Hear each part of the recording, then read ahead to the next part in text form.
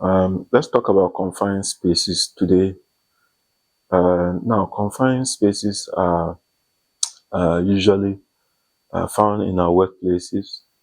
They can range from trenches to tunnels to tanks.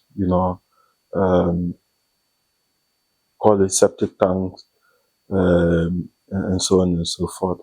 Now, typically, a confined space is defined as a space that is large enough for workers to enter to perform, work activities, but it has a limited or restricted means of entry or exit. Usually, these confined spaces are not designed for permanent occupancy. So they are usually very uncomfortable to go in there. But sometimes, due to duty, we are required to go in there to perform various tasks. It could be cleaning, it could be maintenance activities related to repair of cracks, rehabilitation, and so on and so forth. So, as risky as they may be, uh, we are mandated sometimes to perform work activities inside these confined spaces. And we need to be aware what are the hazards associated with confined spaces so that we can put in appropriate uh, control measures to be able to address those hazards before we perform work activities in these confined spaces. So usually, confined spaces have oxygen deficiencies. You know, um, this is important because if you go into a confined space with less oxygen, then you could suffer uh, out of the oxygen deficiency and die as a result. So make sure that you are aware of this hazard. Toxic gases. Sometimes we have toxic gases, hydrogen sulfide, ammonia, and sulfur dioxide that may be in the confined space, like carbon monoxide. So make sure that you are aware of these hazards depending on the type of confined space that you're working with.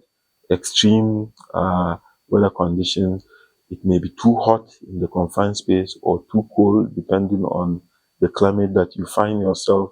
Be aware of this. Engulfment by liquids or even solids. So sometimes the the confined space contains some kind of liquid or some kind of solid that is there, which has been removed for the maintenance activity to be done. So if you don't, isolate the source properly whilst you are working in the confined space, the liquid or the solid can come and then you can be engulfed.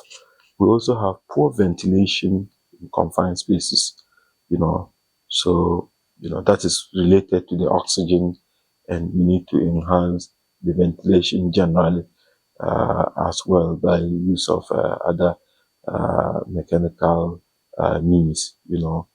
Then of course slippery surfaces.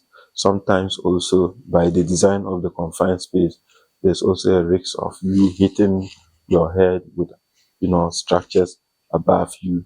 So there could also be biological hazards inside the confined space, like bacteria, snakes, reptiles, and other biological hazards that can harm you. Be aware of all these things. There are some generic control measures that I'll propose, which you can take a look at, generally for confined spaces. But you need to look at the specific confined space that you're working with in order to have specific controls for you to be able to work safely. Um, Confined spaces are generally permit required, which means that before you can enter or you can perform a work activity, um, an authorized person, need to issue a permit for the supervisor of the working team and his workers to perform the work in the confined space. So that is a control mechanism. Workers must be trained in confined space entry. All the workers, preferably by third party training, which is well accredited, so that they know the hazards and control measures in order for them to work safely. You need a trained confined space attendant who will stand at the entry of the confined space. He controls the entry lock and also uh, communicate with the workers in the confined space, make sure that their safety is intact as they perform the work in the confined space. Pre-atmospheric gas testing by an authorized gas tester is essential before the workers go into the confined space. So this must be done. And then during the work activity, periodic gas monitoring also have to be done, every 20 minutes.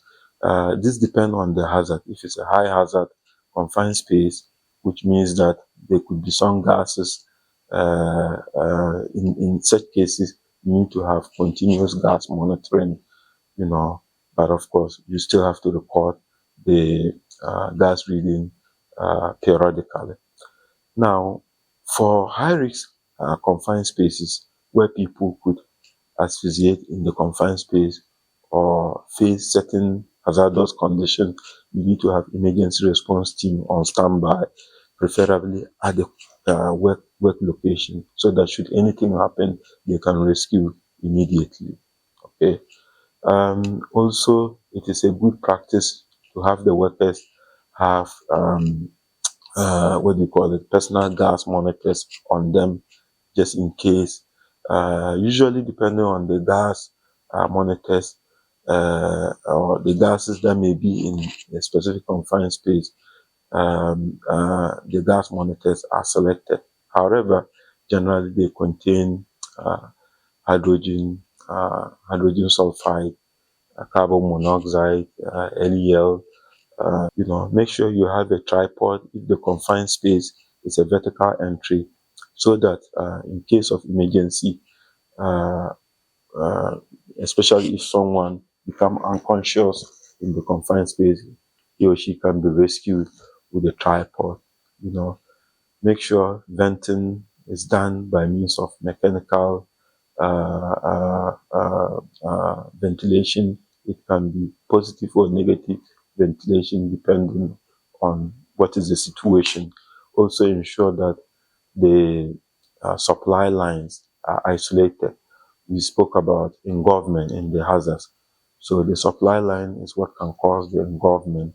Let's say the supply line is water or some chemical. Make sure this is isolated and blinded, so that in the process of performing the work, the content cannot come into the confined space and cause drowning or other means of engulfment. Lighting is essential. There must be proper lighting in the confined space whilst you perform these activities. And then lighting can range from headlight to handheld flashlights, or even explosive proof flag lights. So these are some of the high level control measures when we perform work in confined spaces. You can think about your own confined space and think about other innovative control measures that you can apply for workers to perform the work safely. Thank you very much for watching, and don't forget to subscribe, comment, and share this video with your friends.